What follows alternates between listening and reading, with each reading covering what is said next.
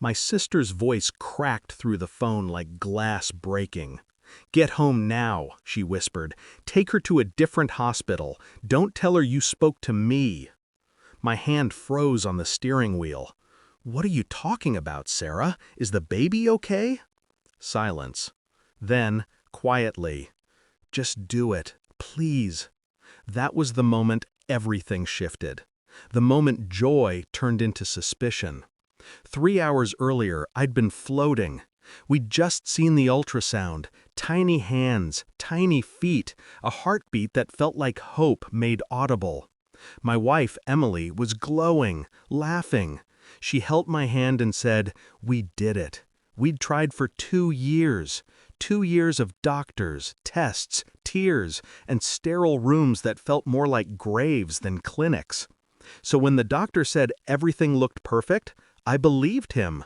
I believed her.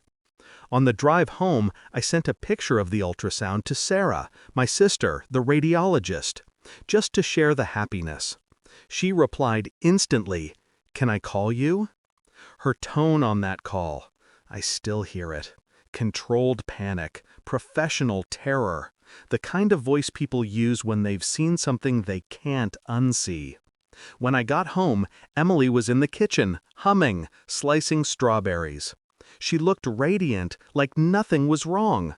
I smiled back, pretending everything was normal, but my stomach had turned into ice. "Hey," she said, "you look pale." "Just tired," I lied. I excused myself, locked myself in the study, and called Sarah again. "Tell me," I demanded. She hesitated. "The ultrasound, it's not from a 10-week pregnancy." I blanked. "What?" "It's 20 weeks, minimum, maybe 21. I went silent. The math didn't add up. Emily was supposed to be 10 weeks. She'd cried when she told me she was pregnant. She said it happened after our second round of IVF. Except our second round had failed. I'd seen the test results. I'd held her while she sobbed. That night, I didn't sleep. I lay beside her, listening to her slow, steady breathing, wondering what else was a lie. By morning, I wasn't angry. Not yet. Anger is chaotic, useless. I needed precision. So I started with the hospital. The OB/GYN she'd been seeing, Dr. Fletcher, wasn't one of our clinic's approved physicians. She'd switched after the IVF failure, said she needed a fresh start. I called his office. The nurse said, "Oh, Mrs. Moore? Yes, she came in first, at 9 weeks. Father listed as..." She stopped. "As what?" "As Dr. Fletcher." It's strange how still the world becomes when you stop denying the truth. Everything sharpens. You see through people like glass. I didn't confront her. I watched. Every word she spoke became evidence. Every smile, a tell. I copied her clinic emails, transferred money out of our joint account, quietly, methodically. I hired a lawyer. I'd even booked an appointment with Dr. Fletcher, pretending to be a potential patient. And when I walked into his office, he froze. He knew.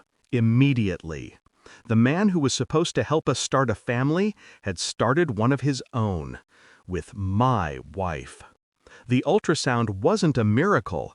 It was a confession in black and white. I could have exploded. But rage gives power away. So I smiled, listened, and let him talk himself into a corner. A few days later, I invited Emily to dinner, candlelight, her favorite wine. She thought I was trying to rekindle something. I was, just not love. Between the appetizers and the main course, I slid a file across the table. Bank statements, emails, ultrasound scans marked 20 weeks, and a letter, termination of our marriage, already signed. She didn't speak for a full minute. Then, trembling, You went through my things?" "No," I said calmly. "You went through mine, my hope, my trust, my future." Her eyes filled with tears. It wasn't supposed to happen, yet it did. I stood. "You can keep the house. I'll keep the truth." The next morning, Dr. Fletcher's license suspension hit the news. An anonymous tip had exposed multiple ethical violations involving patients. The hospital launched an investigation. Emily's name never appeared, but she knew. I made sure she knew. Weeks later, Sarah called again. "Are you okay?" I looked at the ultrasound pinned on my fridge, the one that wasn't mine, the one that had started everything. "I am now," I said. "It's strange. That picture used to break me. Now it reminds me how silence can save you more than words ever could. Because sometimes revenge isn't about ruining someone's life. It's about watching them ruin it themselves, while you quietly reclaim yours."